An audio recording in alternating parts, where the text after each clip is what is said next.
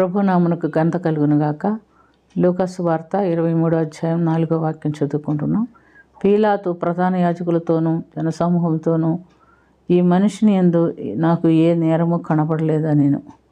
ప్రియమైనటువంటి దేవులారా, యేసు ప్రభువును తీర్పు నిమిత్తము పీలాతు దగ్గరికి తీసుకొని వెళ్ళినట్టుగా మనం చూస్తున్నాం. ఆయన ఏ పాపం చేయకపోయినా ఆయన మీద ప్రధాన యాజకులు, శాస్త్రులు అనేకమైనటువంటి నేరములు మోపి ఆయన్ని మరణశిక్ష విధించాలని కోరుకుంటున్నట్టుగా మనం చూస్తున్నాం. పీలాతు దగ్గరికి తీసుకొచ్చినప్పుడు పీలాతు, నువ్వు యూదులకు రాజువా అని అడిగినప్పుడు నువ్వు అన్నట్టే అని ఉత్తరం ఇచ్చాడు. తర్వాత పీలాతు అతన్ని విచారణ చేసినప్పటికీ ఏ నేరం కనపడలేదు. అందుకని జనసమూహాన్ని పిలిపించి ఈ మనిషిని యందు నాకు ఏ నేరము కనపడలేదనెను. యేసు ప్రభు గలీలియా వాడని తెలుసుకొని హెరోదు దగ్గరికి ఆయన్ని పంపించినట్టు చూస్తున్నాము. ఎందుకంటే అప్పుడు హెరోదు పరిపాలన కింద గలీలియా ఉండింది.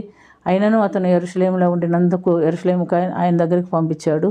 హెరోదు ఆయన చూచి ఆయనతో చాలా ప్రశ్నలు వేశాడు. కానీ యేసు ప్రభు ఒక్క మాట కూడా ఉత్తరం ఇవ్వకుండా ఉండినందుకు హెరోదు ఆయన సైనికులు అందరూ కలిసి ఆయన్ని అవమానపరిచి శ్రేష్టమైనటువంటి విలువ కలిగిన వస్త్రములు తొడిగించి నిందించి తిరిగి పీలాతు దగ్గరికి పంపించారు. మరలా పీలాతు వారిని అడిగారు, ఈయన యందు పాపము ఏమీ లేదు, మరణశిక్షకు విధించవలసినటువంటి నేరం ఏమీ ఈయన చేయలేదు, హెరోదుకు కూడా ఏ పాపం కనపడలేదు కనుక తిరిగి నా ఎదుకే పంపించాడు, ఈయన్ని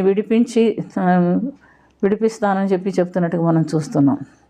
అయితే ప్రజలు ఏకగ్రీవంగా ఆయన్ని సిలువేయుడి అని గోల చేస్తున్నట్టుగా చూస్తున్న తర్వాత నరహత్య నిమిత్తము పట్టణంలో అల్లరి నిమిత్తము బంధించబడినటువంటి బరబ్బాని మాకు విడుదల చేయండి, ఈయన్ని సిలువేయండి అని ప్రజలు పీలాతును అడిగిను. వారికి అల్లరి ఎక్కువ అవటం చేత పీలాతు ఇంకా చేసేది ఏమి లేక మీ ఇష్టం వచ్చినట్టు చేయండి అని యేసు ప్రభువుని విడిచిపెడుతున్నట్టుగా వాళ్ళ పక్షాన్ని వదిలిపెడుతున్నట్టుగా మనం చూస్తున్నాం.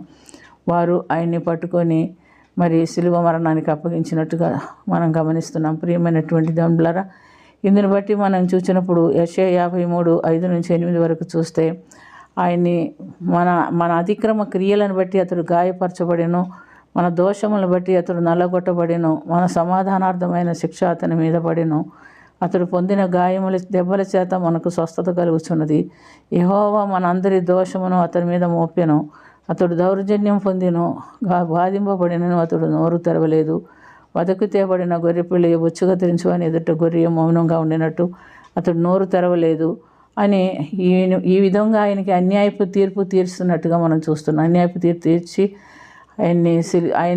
ఆయన ఎంత ఏ నేరం లేదని వారు ఒప్పుకున్నప్పటికీ, పీలాతు చెప్పినప్పటికీ కూడా ప్రజలు అతిక్రమ క్రియలు అన్యాయంగా నేరం మోపి ఆయన్ని సిలువకి వేశారు. ఎందు నిమిత్తం అంటే మనందరి పాప నిమిత్తము ఆయన సిలువలో మరణించవలసి వచ్చాను.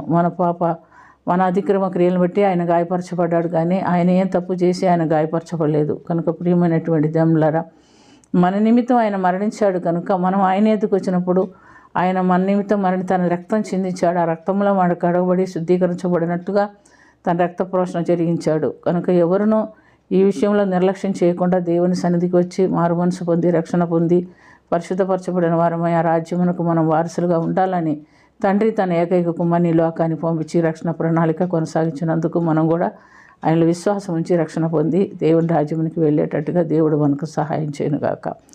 ప్రార్థన చేసుకుందాం. ప్రేమ కలిగిన తండ్రి, కృప కలిగిన ప్రభు యేసు రక్షగా నీకు వందనాలు. అందరి పాపం నిమిత్తము నీ కుమారుని సిలువలో మరణశిక్షకు విధించి ఆయన మరణించి మా కొరకు విడుదల కలిగించినట్టుగా మేము చూస్తున్నాం. అందరి పాప నిమిత్తం మరణించిన తన్ను బట్టి ప్రభు మేము కూడా ఆయన విశ్వాసం ఉంచి ప్రతి విధమైన పాపము నుండి విడుదల పొంది నిత్యరక్షణకి నిత్య జీవమునకు పాత్రలు అవునట్లుగా మాకందరికీ సహాయం చేయమని యేసుక్రీస్తు పుణ్యనామమున మిక్కిలి వినయముతో అడిగి వేడుకొంచున్నాము తండ్రి. ఆమేన్.